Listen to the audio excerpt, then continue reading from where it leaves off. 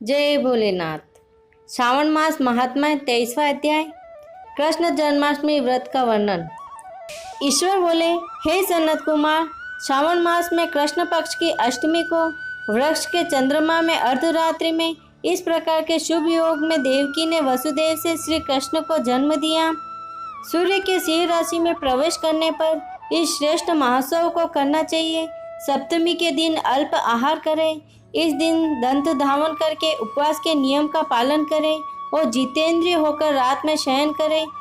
जो मनुष्य केवल उपवास के द्वारा कृष्ण जन्माष्टमी का दिन व्यतीत करता है वह 7 जन्मों में किए गए पापों से मुक्त हो जाता है, इसमें संदेह नहीं है।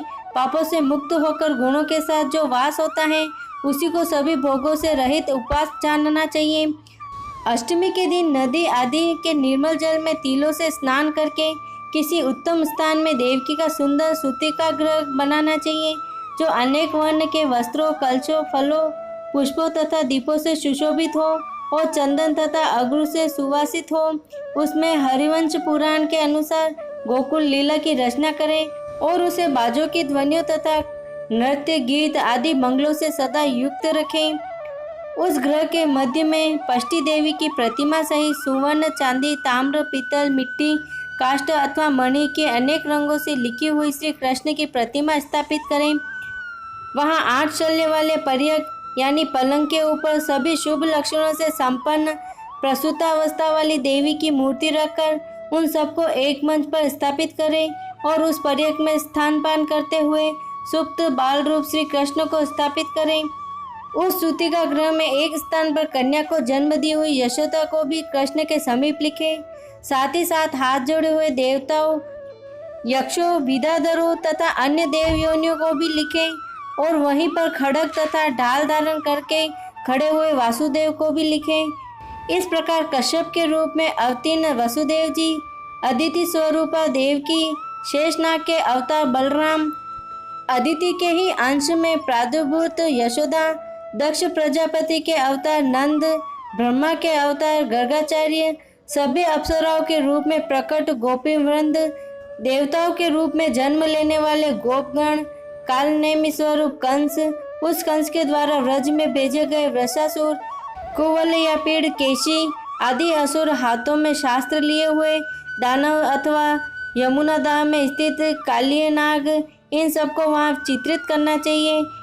इस प्रकार पहले इन्हें बनाकर श्री कृष्ण ने जो कुछ भी लीलाएं की हैं उन्हें भी अंकित करके भक्तिपरायण होकर प्रयत्न पूर्वक 16 उपचारों से देव की इस मंत्र के द्वारा उनकी पूजा करनी चाहिए। वेणु तथा वीणा की ध्वनि के द्वारा गान करते हुए प्रधान किन्नरों से निरंतर जिनकी स्तुति की जाती है। हाथों में भृंगारी, दर्पण, दूर्वा, दधि, कलश लिए हुए किन्नर जिनकी सेवा कर रहे हैं, जो शैया के ऊपर सुंदर आसन पर भलीभांति विराजमान है, जो अत्यंत प्रसन्न मुखमंडल वाली हैं तथा पुत्र से शोभायमान है, वे देवताओं की माता तथा विजय सुता देवी देवकी अपने पति वासुदेव सहित सुशोभित हो रही हैं। उसके बाद विधि जानने वाले मनुष्य को चाहिए कि आदि में प्रणव तथा अंत में नमः से युक्त करके अलग अलग सभी के नामों का उच्चारण करके सभी पापों से मुक्ति के लिए देवकी, वासुदेव, बलदेव, नंद तथा यशोदा की पृथक पृथक पूजा करनी चाहिए। इसके बाद चंद्रमा के उदय होने पर श्री हरि का स्मरण करते हुए चंद्रमा को अर्घ्य प्रदान करें। इस प्रकार कहना चाहिए, हे श्री सागर से प्रादुर्भूत, हे अत्रि गोत्र में उत्पन्न, आपको नमस्कार है। हे रोहिणीकांत, मेरे इस अर्घ्य को आप स्वीकार कीजिए। देवकी के साथ वासुदेव, नंद के साथ यशोदा, रोहिणी के साथ चंद्रमा और श्री कृष्ण के साथ बलराम की विधिवत पूजा करके मनुष्य कौन सी परम दुर्लभ वस्तु को नहीं प्राप्त कर सकता। कृष्णाष्टमी का व्रत 1 करोड़ एकादशी व्रत के समान होता है। इस प्रकार से उस रात पूजन करके प्रातः नवमी तिथि को भगवती का जन्म महोत्सव वैसे ही मनाना चाहिए जैसे श्री कृष्ण का हुआ था। उसके बाद भक्ति पूर्वक ब्राह्मणों को भोजन कराना चाहिए और उन्हें जो जो अभिष्ट हो गोधन आदि प्रदान करना चाहिए। उस समय यह कहना चाहिए, श्री कृष्ण मेरे ऊपर प्रसन्न हो, गो तथा ब्राह्मण का हित करने वाले आप वासुदेव को नमस्कार है। शांति हो, कल्याण हो, ऐसा कहकर उनका विसर्जन कर देना चाहिए।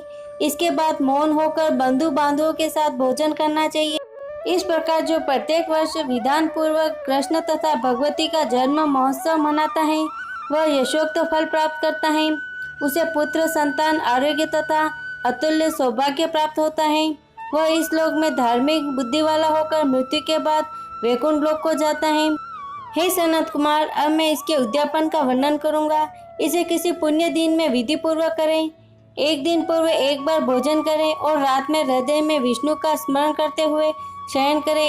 इसके बाद प्रातः काल संध्या आदि कृत्य संपन्न करके ब्राह्मणों को स्वास्थ्य वाचन कराएं और आचार्य का वर्णन करके ऋत्विजों की पूजा करें। इसके बाद वित्त पाठ्य से रहित होकर एक पल अथवा उसके आधे अथवा उसके भी आधे पल स्वर्ण की प्रतिमा बनवानी चाहिए और उसके बाद रचित मंडप में मंडल के भीतर ब्रह्मा आदि देवता की स्थापना करें। इसके बाद वहां तांबे अथवा मिट्टी का एक घट स्थापित करें और उसके ऊपर चांदी या बांस का एक पात्र रखें। उसमें गोविंद की प्रतिमा रखकर वस्त्र से आच्छादित करके व्यक्ति 16 उपचारों से वैदिक तथा तांत्रिक मंत्रों के द्वारा विधिवत पूजन करें। इसके बाद शंख में पुष्प फल चंदन तथा नारिकेल फल सहित शुद्ध जल लेकर पृथ्वी पर घुटने टेक कर यह कहते हुए देवकी सहित भगवान श्री कृष्ण को अर्घ्य प्रदान करें। कंस के वध के लिए, पृथ्वी का भार उतारने के लिए, कौरवों के विनाश के लिए तथा दैत्यों के संहार के लिए आपने अवतार लिया है। हे हरे, मेरे द्वारा प्रदत्त इस अर्घ्य को आप देवकी सहित ग्रहण करें। इसके बाद बुद्धिमान को चाहिए कि चंद्रमा को पूर्वोक्त विधि से अर्घ्य प्रदान करें। पुनः भगवान से प्रार्थना करें, हे जगन्नाथ, हे देवकी पुत्र, हे प्रभु, हे वसुदेव पुत्र, हे अनंत, आपको नमस्कार है। भवसागर से मेरी रक्षा कीजिए। इस प्रकार देवेश्वर से प्रार्थना करके रात्रि में जागरण करना चाहिए। पुनः प्रातःकाल शुद्ध जल में स्नान करके जनार्दन का पूजन खीर तिल और धृत से मूल मंत्र के द्वारा भक्ति पूर्वक 108 आहुति देकर पुरुष सूक्त से हवन करें और पुनः इंदम विष्णुवी चक्र में इस मंत्र से केवल धृत यानी कि घी की आहुति देनी चाहिए।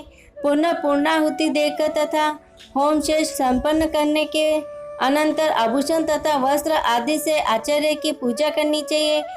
उसके बाद व्रत की संपूर्णता के लिए दूध देने वाली सरल स्वभाव वाली बछड़े से युक्त उत्तम लक्षणों से संपन्न सोने की सींग, चांदी की खूर, कांसे की दोहनी, मोती की पूंछ, ताम्र की पीठ तथा सोने के घंटे से अलंकृत की हुई एक कपिला गौ को वस्त्र से आच्छादित करके दक्षिणा सहित दान करना चाहिए। इस प्रकार दान करने से व्रत संपूर्णता को प्राप्त होता है। कपिला गौ के अभाव में अन्य गौ भी दी जा सकती हैं। इसके बाद ऋत्विजों को यथा योग्य दक्षिणा प्रदान करें। इसके बाद 8 ब्राह्मणों को भोजन कराएं और उन्हें भी दक्षिणा दें। पुनः सावधान होकर जल से परिपूर्ण कलश ब्राह्मणों को प्रदान करें और उनसे आज्ञा लेकर बंधुओं के साथ भोजन करें। हे ब्रह्मपुत्र, इस प्रकार व्रत का उद्यापन कृत्य करने पर वह बुद्धिमान मनुष्य उसी क्षण पाप रहित हो जाता है और पुत्र पौत्र से युक्त तथा धन धान्य से संपन्न होकर बहुत समय तक सुखों का उपभोग कर अंत में वैकुंठ प्राप्त करता है। इस प्रकार श्री स्कंद पुराण के अंतर्गत ईश्वर सनत कुमार संवाद में श्रावण मास महात्म्य में कृष्ण जन्माष्टमी व्रत कथन नामक 13वां अध्याय पूर्ण हुआ। जय भोलेनाथ।